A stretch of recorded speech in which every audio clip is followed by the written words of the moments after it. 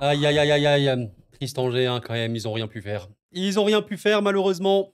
C'est bien l'OM qui remporte ce match-là, c'est bien l'OM qui, ouais, n'aura fait, qu'une bouchée un peu d'Angers qui aura été très, très, très, en difficulté. 73 de passes réussies, pour Angers sur ce match-là. J'ai envie de vous montrer directement et on va parler un peu aussi, du match aller. Qu'est-ce qui s'est passé entre le match aller et le match retour pour que l'OM progresse réellement énormément? Et j'ai envie d'illustrer, bah, directement, voilà, on perd même pas de temps, on va évidemment développer plein de choses. Les 2 Algériens de l'OM qui ont été à un très, très, très bon niveau, franchement. Benasser, pour sa première, c'est vraiment, vraiment très, très bon match. Giroud a été super pertinent, on va en parler tranquillement. Je vous souhaite, de vous installer, mais déjà, ce qui a vraiment énormément changé pour moi, pour l'OM et je le demanderai peut-être à Datafoot, j'irai le contacter un peu en privé ou quoi, de me montrer les stats de pression de Marseille. Ce qui a le plus changé par rapport à Marseille il y a quelques mois et de maintenant, c'est qu'il y a vraiment un vrai, vrai contre-pressing et c'est ce que je disais notamment dans, mes dernières vidéos sur l'OM. L'OM a la volonté d'être une équipe extrêmement dominatrice en Ligue 1 et voilà, globalement, De Zerbi veut vraiment inculquer un jeu de très, très haute pression, de très haute possession, bah, un peu en France, comme le Paris Saint-Germain. Voilà, idéalement, ce serait ça. Après, évidemment, il faut des joueurs, beaucoup, beaucoup, beaucoup de discipline, de rigueur tactique.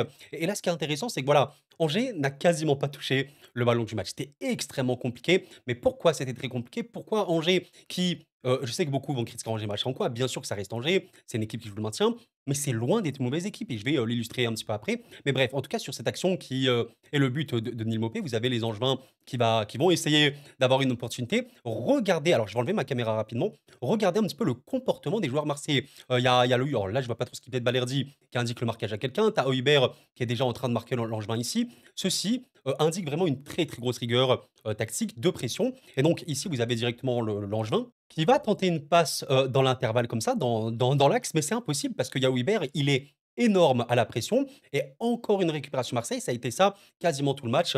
Comment faire en sorte d'être fort au football? C'est très très simple. Jouer bloc haut, empêcher les relances adverses avec un bon contre-pressing coordonné, et vous allez gagner. Bah, l'OM l'aura parfaitement fait. Angers n'a quasiment, enfin n'a rien eu. Ils ont eu quelques petites situations, mais pas d'occasion. Et ça en dit quand même long. Donc le travail de contre-pression de l'OM sur ce match-là fut très très bon. Højbjerg, par exemple, ici, récupère la passe. Rabiot la prend instantanément et la transmission se fait en un claquement de doigts. Tu vois, c'est instantané, c'est réfléchi. Je sens que là, il commence à avoir des automatismes, beaucoup, beaucoup de capacité de projection. Bam, Rabiot balance pour Mopé et Gouiri qui vont finir l'action en solo. Voilà, Gouiri qui prend le ballon, Yaya Fofana qui est cette sortie. C'est un bon gardien, Yaya Fofana, mais bon, là, malheureusement, c'est un peu trop dur. Mopé pour Gouiri. Gouiri, bah, c'est très très simple, il est en train d'absorber la défense angevine grâce à la transmission de Rabiot très très rapide. Il le bloque, et Danger ne peut pas revenir. Tu passes à Mopé, il a qu'à fixer, il marque et c'est terminé. Le football, c'est simple. Et l'OM le fait vraiment bien. Et c'est une vérité, voilà, on me pose énormément de questions sur l'OM. Je ne peux pas répondre à tout le monde, hein, vous le savez évidemment. Mais on m'a déjà dit, on m'a posé beaucoup cette question ces derniers temps. Oui, Koro, tu mesures où l'OM? Est-ce que pour toi ça peut chercher Paris, machin ou quoi? Je vais être très très honnête avec vous. Vous vous doutez que l'équipe que je suis le plus, évidemment, bah, c'est le PSG, c'est normal, qui aura fait un énorme match, notamment contre Monaco. Moi, ce que j'aime bien dire en ce moment, c'est que Marseille, il y a une différenciation entre Marseille et les autres équipes de Ligue 1. Pour moi, à l'instant T, c'est ce que je vois de la dynamique même, du travail, de la rigueur, beaucoup, beaucoup, beaucoup de capacité, même au vis-à-vis de l'effectif, du banc et même, en fait, tout simplement, le côté, régularité et de ce que, ça montre comme progression, comme travail. De Zerbi est vraiment un grand, grand coach. C'est très fort. Marseille, pour moi, est devant beaucoup d'équipes de Ligue 1, si ce n'est tout le monde. Je pense qu'aujourd'hui, peut-être que l'équipe qui peut être régulière comme c'est Lille, mais c'est un peu moins bon en ce moment, Monaco ou quoi, je vois Marseille meilleur que ces équipes-là actuellement. C'est comme s'il y avait, bah, Lyon a vraiment vécu une période compliquée. Lyon, bah, ça a pris une pression, et cetera. C'est plus compliqué, donc je te dirais que Marseille aujourd'hui est quand même au-dessus de beaucoup d'équipes de Ligue 1, mais ça reste en dessous du PSG. Soyons quand même honnêtes et objectifs, les amis. Avec tout le travail, tout le respect que, voilà, que tu peux avoir pour Marseille, ça a bien évolué, pas de problème, mais ce n'est pas le PSG. Ce n'est pas le PSG. Voilà, il faut quand même le reconnaître et être honnête, c'est normal aussi, hein. Et je pense pas que l'OM n'a la prétention actuellement d'être le PSG. Je pense que même si tu demandes à De Zerbi, il va dire non, pour l'instant, on n'est pas Paris et c'est normal. Ça reste, voilà, quand même, ce qui est intéressant à noter, c'est que je pense que les 3 équipes les plus compétitives de Ligue 1, c'est Paris, Marseille et Lille, voilà, à diverses échelles. C'est bien Paris et Marseille et Lille qui ont le plus de possession moyenne en Ligue 1, sachant qu'il y a quand même un bel écart entre Lille et Marseille, forcément un écart important entre Marseille et Paris, parce que Paris est une des meilleures équipes de pression du monde du football actuellement. Donc oui, honnêtement, il y a vraiment une énorme progression. Quand vous prenez ce match-là que Marseille emporte très tranquillement, honnêtement, la première période, OK, voilà, tu as un peu du mal à créer, mais c'est normal. Je vais jamais en vouloir à une équipe qui affronte un bloc bas de galérer à avoir des occasions. C'est totalement normal. C'est généralement en seconde, bah, que tu prends un peu plus de risques, que les adversaires, fatiguent, c'est normal. Bon, première période, honnêtement très pertinent, 21 de possession pour Angers, 71 de passes réussies. Non mais attendez, bah là, ça c'est des stats, énormes. Enfin voilà, il y a pas de débat. Le PSG a déjà affronté des équipes comme ça. Voilà, bon bref, la seconde, Angers a eu un peu plus de tirs, mais très, très peu dangereux et là, tu as généré. Tu as eu des possibilités, 3 grosses occasions en seconde, tu en as eu une en première. Regardez également les passes réussies pour, Angers très, très faibles grâce à ton travail de pression et sur l'ensemble du match, tu as cadré 10 fois, 4 grosses occasions. Bon, bah, voilà, bravo, bien joué. Match, énorme, hein, notamment, je pense, à Bennacer et Bennacer, pour sa première, alors j'ai fait une vidéo sur la chaîne, parce que vous l'avez vu, n'hésitez pas à aller la voir si ça vous intéresse. Waouh! Franchement, waouh, quand même. Alors, bien sûr, il a été, quand même sur un fauteuil. On verra en cas de pression ou quoi. D'ailleurs, voilà, le PSG arrive bientôt. On verra quand il y aura une très, très forte pression. Mais là, c'était très, très, très facile pour lui, au niveau de la créativité. Voilà, c'est le mec qui a créé le plus d'occasions sur ce match-là avec Gouiri et Enrique. C'est le mec qui a l'expected assist le plus élevé également avec Gouiri, ici. Donc, il a été énorme. Il y a pas de débat là-dessus. Il a réussi d'ailleurs toutes ses passes longues. Je crois même que d'un point de vue, défensif, il a été énorme dans les récupérations. Voilà, il est sorti à la 60e et pourtant, c'est le joueur après, Yaya Fofana qui est le gardien et Balerdi qui a fait le plus de récupération. 3 tacles réussis sur 4. Match complet d'Ismaël Bennacer. C'est un petit peu ce que j'évoquais dans ma vidéo analyse du joueur. C'est un regista. On peut appeler ça un meneur de jeu reculé, qui va être un peu devant la défense pour distribuer, pour, être un peu le maître du jeu, le maître du tempo. Ouais, c'était très, très bon. Les passes longues, c'était très bon. Voilà, il a tout réussi, il a fait beaucoup de récupérations. Il est fort, il est fort et fort, il y a pas de débat là-dessus. Ouais, ça indique quand même de très, très belles choses pour l'OM et quelle est la chose qui a changé du coup entre ce Marseille-Angers et ce Angers-Marseille? Ça date de quoi? Le 1 match, il date du 4 octobre 2024. Bon, allez, ça fait novembre, décembre, janvier, février, 4 mois plus tard. 4 mois plus tard et on voit la progression marseillaise. Sur ce match-là, au match aller, tu as eu 0 grosse occasion, tu as même pas eu un XG sur le match entier, c'était très, très stérile, tu avais peu de possibilités. D'ailleurs, rappelle la composition, côté, Marseille, c'était ça. Forcément, le rouge de Mopé, il te met mal parce qu'il c'est quand même très important d'avoir un 9 pour le bien de ton animation. OK, bon, Carboni avait joué, une période. Ce qui a vraiment changé pour moi, c'est surtout le fait qu'il y ait plus d'automatisme et en fait un peu plus de, joueurs qui vont aussi prendre des risques, prendre, on va dire, le jeu à leur compte et tenter, des actions un peu plus ou moins compliquées. Par exemple, sur ce match-là, Bennacer l'aura parfaitement fait, Gouiri l'aura également très, très bien fait, mais globalement, un OM beaucoup plus coordonné, un OM beaucoup, beaucoup plus fort. Il faut le dire, il y a quand même des joueurs maintenant, bah oui, on peut l'évoquer, qui sont de très bon niveau. À un moment, je pense que l'effectif, il y a des très bons effectifs en France, mais là, quand même, avec les recrues que tu as eues, enfin, tu prends juste ces noms, Bennacer, Højbjerg, Rabiot, Greenwood, rien que ces 4 noms quand même qui sont voilà connus, on peut rajouter Gouiri, hein, bien sûr. Enrique et tout, enfin, c'est du haut niveau. Très honnêtement, là, c'est un effectif qui est très bon. Donc, ouais, la machine, marseillaise, elle veut se lancer. Contre des équipes comme ça, bloc bas, il faut être patient, il faut multiplier les appels, les machins ou quoi machin et tu arriveras à avoir tes occasions et tu arriveras à marquer. Tu prends par exemple Merlin aujourd'hui, Merlin qui est sorti, le 1er joueur qui est sorti, qui aura, pas mal raté en vérité. Bon, bah, Merlin, il a toujours cette proposition-là, même si je pense que ouais, l'OM aurait à gagner forcément un joueur qui sera un peu plus décisif parce que Merlin avait quand même des situations, 3 situations, notamment, une, voilà, assez importante à la 25e, même la 38, ouais, 38e, il y a eu un arrêt de Fofana. Mais voilà, Merlin, c'est compliqué de juger ce genre de joueur parce qu'en même temps, il t'apporte des occasions. Je pense que sur ce match-là, il en a peut-être fait, à minima une, peut-être une deuxième, je pense, un truc comme ça. Pour, Merlin, ouais, voilà, il est là, il est ici. Mais le problème, c'est il est également dans un registre où il doit marquer, un peu comme ce que vous pouvez avoir avec, Hakimi au PSG et pour le coup, Hakimi est très, très décisif. Mais voilà, cet OM est très fort. D'ailleurs, combien de passes pour, ouais, il y a quand même énormément de passes, hein, pour Bennacer. Il est sorti à l'heure de jeu, encore une fois, 103 passes, réussies, sur 104 avec beaucoup, beaucoup de passes en avant. Ah, il a été fort. Ouais, il y avait pas de débat. Honnêtement, sur ce genre de match-là, tu sens vraiment, qu'il y a une différence nette de niveau et encore une fois, Angers, c'est pas des peintres, honnêtement. Il y a eu, quand même de belles victoires. Tu as réussi à gagner, à bien gagner, notamment contre Brest. Il y a une équipe qui sait, transitionner, qui sait contrer, qui a toujours beaucoup d'occasions dans ce match-là, enfin beaucoup d'occasions. Des occasions nettes, réelles. Angers en a souvent, de par, le pôle souvent, par exemple ici contre Brest, il y en a 3. Ben, contre Marseille, au Vélodrome, il y en a 2. Il y a régulièrement des occasions pour Angers. D'ailleurs, voilà, Angers contre une des équipes les plus faibles de Ligue 1, mais bon, bah, il faut quand même jouer. Voilà, même si ça a pas le ballon, 6 grosses occasions contre Montpellier. C'est une équipe qui, généralement, Angers, je pense que, bah, en fait, très souvent, voire quasiment dans tous les matchs, de Ligue 1, ils arrivent à générer des occasions nettes, à un moment ou à un autre du match. Et ben aujourd'hui, ils n'ont pas du tout réussi. Pour vous montrer, j'ai souvenir, d'un match du PSG. Alors je crois le PSG avait quand même fait, un peu tourner, je sais plus, avec un gros relâchement à la fin et des erreurs de Donnarumma. L'époque où Donnarumma était un peu sombre. Voilà, quand même 2 grosses occasions pour Angers, qui aura marqué 2 buts, avec quasi rien. Et voilà, en tout cas, sur ce match-là, non, il y a rien eu. Rien eu pour, Angers, qui a vraiment eu énormément de mal à exister du début à la fin du match. D'ailleurs, bah, regardez le momentum, il en dit très long et c'est assez rare. Menace en attaque, il y a que du bleu. Il y a que du bleu. C'est rarissime. Honnêtement, c'est très, très rare. Ouais. Je pense que De Zerbi doit être quand même être content forcément de l'équipe. Voilà. Il faut gagner ce genre de match-là dans une saison. C'est souvent des matchs pièges parce que des équipes, ultra motivées, qui jouent bloc bas, qui va essayer de te contrer. Voilà, c'est comme ça, il faut aussi accepter le fait que tu vas prendre des blocs bas. Et ce que je disais un petit peu, pour PSG, Reims, quand il y a eu, match nul. Ouais, Reims vient au Parc des Princes, bah, joue bloc bas. Il faut accepter, il faut respecter ça. C'est quand même dur de faire ça sur un match entier. Parfois, tu arrives à contrer, parfois, tu arrives pas. Et ben écoutez, voilà, Angers n'a réellement pas du tout réussi à le faire ici. Mais ouais, du coup, la question que j'ai un peu à vous poser sur ce match-là, c'est qui l'homme du match? C'est un peu compliqué, honnêtement. Qui serait l'homme du match? Est-ce qu'on considère que c'est Gouiri parce que c'est le mec le plus décisif?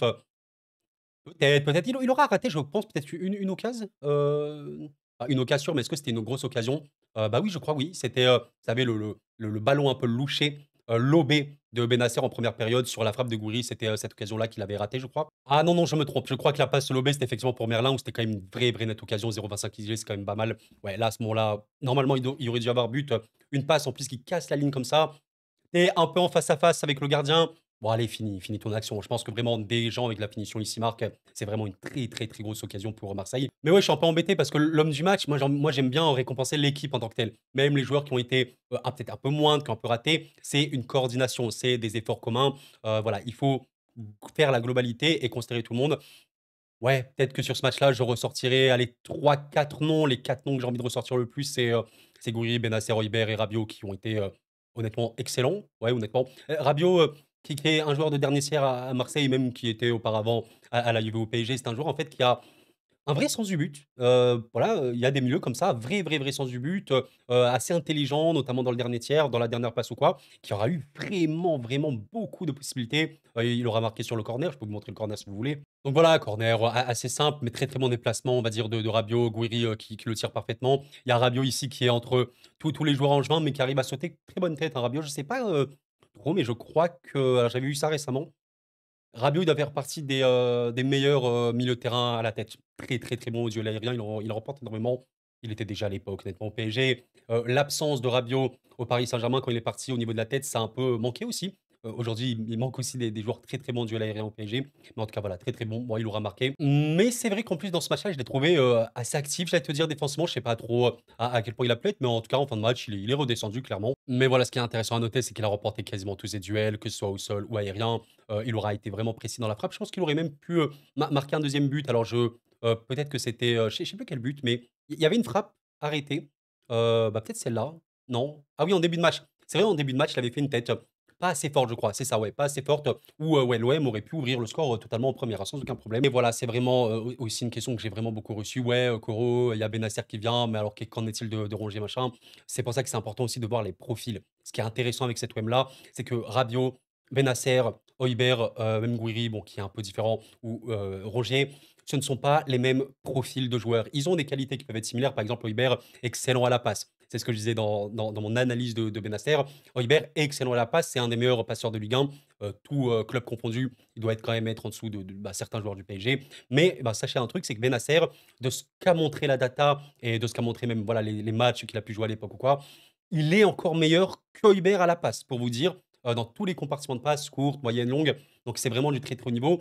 Bennacer, par rapport à un Rongier, il est beaucoup plus, allez, je vais pas dire rassurant parce que Rongier est excellent dans tout le registre défensif, il récupère énormément de ballons comme Bennacer, sauf que Bennacer, il a beaucoup plus cette qualité balle au pied. C'est un vrai dribbleur, un gars qui a vraiment le ballon collé au pied et également beaucoup plus cette capacité à trouver des passes dangereuses qu'un Rongier. Donc profil différent, tu vois l'idée. Bien sûr que Bennacer est titulaire à Marseille, il n'y a pas de débat. On parle d'un joueur qui, à un pic de sa carrière à un moment, était quasiment parmi les élites des milieux mondiaux. Enfin, on parlait de joueurs là. Donc s'il vous plaît, bien sûr qu'il est titulaire, à l'OM. Højbjerg, c'est beaucoup plus, évidemment le récupérateur ou quoi, qui peut trouver, excusez-moi pour le micro, j'ai tendance à souvent le cogner, qui peut trouver des passes longues, assez folle, des passes qui cassent les lignes, très, très bon sur ce registre-là. Également un très, très bon joueur de pression, sans aucun problème. Mais dans le dernier tiers, moins présent, même si on l'a vu, participer, dans le dernier tiers contre Lyon. Alors que Bennacer, il peut l'être, hein, honnêtement, même si, il peut l'être au niveau des passes et cetera, moins dans la finition pure et dure. Et Rabiot, joueur de dernier tiers, qui est là pour faire le lien entre les lignes, se mettre bien, chercher des grosses transmissions et finir des actions. Donc ça se complète parfaitement. C'est très homogène, c'est très, complémentaire.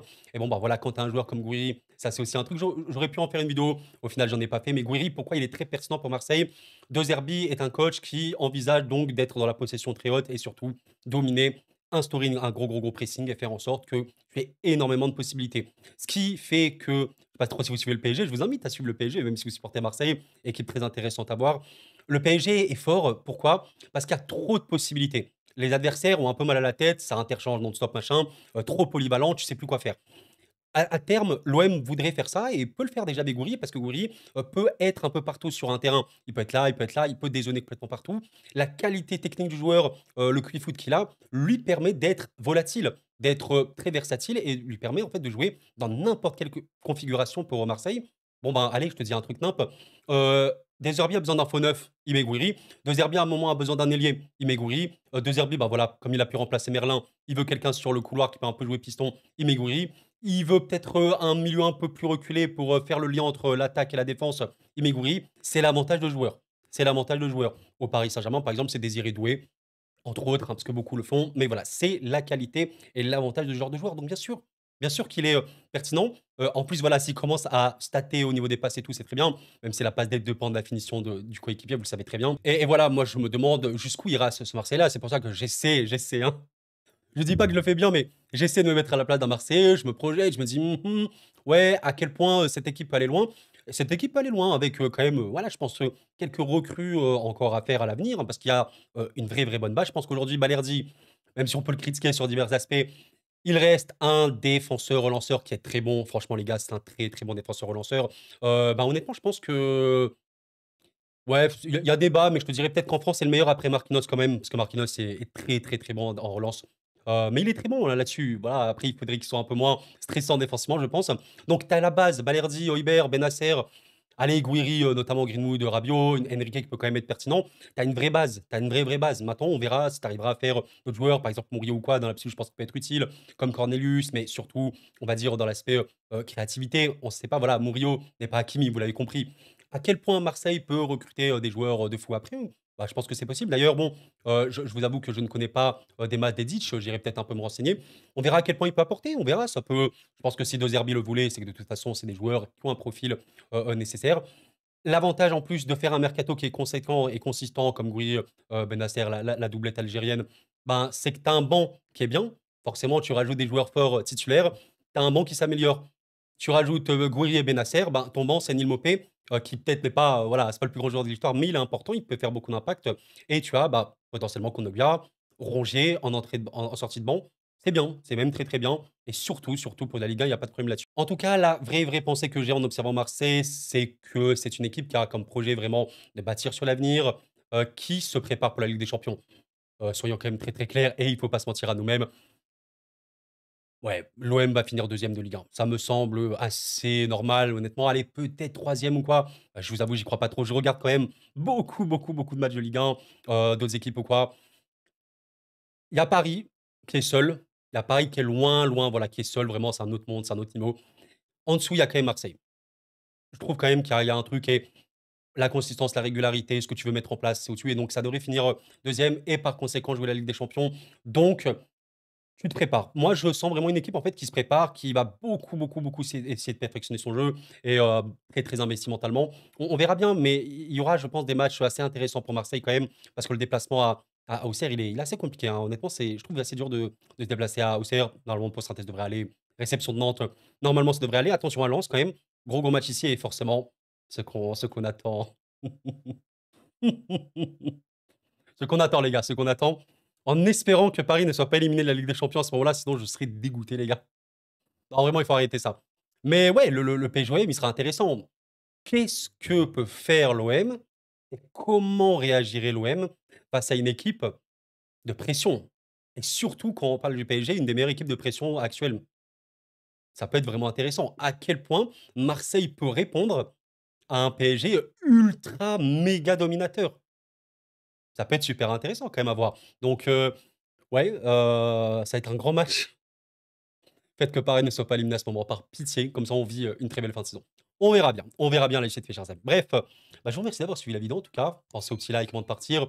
Merci pour votre soutien, incessant. Je peux pas répondre à tout le monde, vous le savez, très, très, très bien. Qu'est-ce que vous avez pensé du coup de ce match-là, de cette équipe? Il y a eu quand même, un très bon week-end Ligue 1 où ça a pas mal bougé. Bon, pour, Monaco et Lille, dommage, hein. Défaite, de Lille très, très choquante honnêtement. Bravo Havre, hein. Lyon qui est bien revenu, j'ai senti beaucoup de discipline, à Lyon. Beaucoup de rigueur, mentalement très investi, un peu comme, bah, voilà, ce que je vois de Marseille, récemment. Lyon, ces derniers temps, voilà, tu sentais que c'était un peu dur quand même. Mais, Marseille, malgré, certains matchs non remportés, il y avait toujours, je trouve, une vraie, mentalement, c'était là, et tu le sens. Il y a quand même beaucoup, beaucoup de rigueur qui a été trouvée. On verra bien, on verra bien. De toute façon, vous connaissez la chanson, hein, le foot, c'est le foot. À la fin, il y a qu'un seul vainqueur, mais il y a aussi des progressions qu'on peut analyser et ça, c'est le plus intéressant. Merci d'avoir suivi la vidéo les amis, c'était cool, prenez soin de vous et la paix sur vous.